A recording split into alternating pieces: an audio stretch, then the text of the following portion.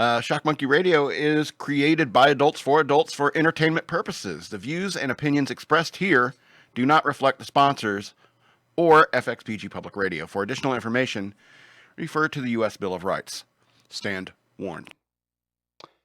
So I rewatched The Office, and there's a few things I want to say about it. I really love the relationship between Dwight and Jim. I mean, it's my favorite relationship. I mean, although I do dislike Jim and Pam, I do enjoy the friendship between Dwight and Jim, because it's not fairly uncommon in American workplaces. That's English for you, right there. That's one of those English. Not fairly uncommon. It's fairly common to see rivalries like that in American workplaces. And yeah, I know it's based upon a British show, but offices are offices. It's a friendly rivalry between those two, and it always results in hilarity. I've mentioned before that I see myself more as a Dwight than a Jim, and Dwight is by far my favorite character. Now, I don't know what all the fuss is about Pam. I find her to be a horrible person. Rather, a horrible wife. She's nice enough and all, casually, but once Jim and Pam got married, you start to see her crazy side more. Maybe it's just the hormones from the pregnancies, but she kind of grew passive-aggressive on Jim after the wedding. Sweet as their romance has been, but nobody's perfect. After all, you can't write a relationship to be too fairy tale-like, or perfect, because no relationship is perfect. And if you're very lucky, you can find yourself a friend like Dwight, or a wife like Pam. But sometimes you date an Andy or a Roy. There's realism in the relationships in the show. I think Angela's the cutest. Well, I think Aaron is the cutest, but I'm over 40, so Angela has to win out.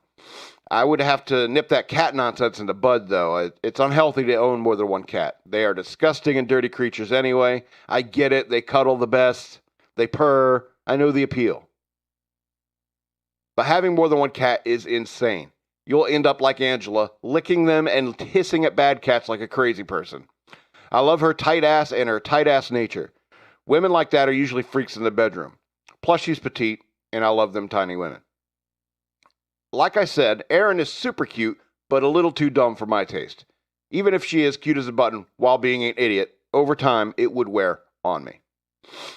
The show seemed to lose some momentum after Steve Carell left, but it was by no means any less funny or entertaining. It's hard to take that show seriously at times with Michael Scott, because he is truly a caricature of an idiot boss. No real person can actually remain employed, much less in a leadership role in real life. It's like making Kevin the boss. No way that would happen. Not that Kevin doesn't deserve love.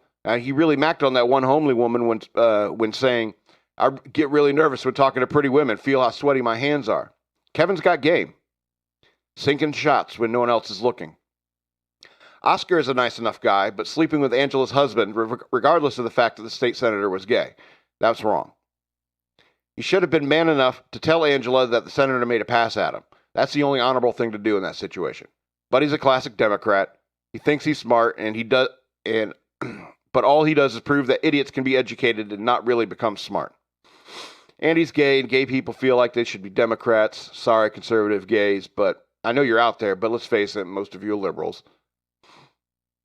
Andy is probably the worst. He's the worst person. Just the worst. As someone who also has anger problems, at least I am not that much of a dork. Plus, I don't have the daddy issues that Andy has. Holy shit. I was baffled that Andy got with both Angela and Aaron. I mean, seriously? Just because he went to Cornell? The singing is annoying. Despite his obvious talent with musical instruments, he still prefers to sing. He's also a little boy like a lot of those Ivy League pricks are. Stanley is the man. I love the closing time bit where Andy did, and Stanley loved it. He also spoke his mind to Michael, Stanley did, and far more people should have been doing that to Michael. Every office has at least 3 Stanleys, trust me. He's also a player. Adultery is not a good thing, but Stan has game too. And how could you forget that mustache, honestly? Daryl, a real musician, missed his calling by getting into the paper business. He's pretty much the backbone of the whole company, and there's usually 3 Daryls in every office. All in all, it's a really good show, and I think it will live in history as one of the best. So, Did you not mention Plop? I did not mention Plop. That's horrible. Why would I mention Plop? I even forgot his real name. Huh? New Jim. Forgot his real name's New Jim.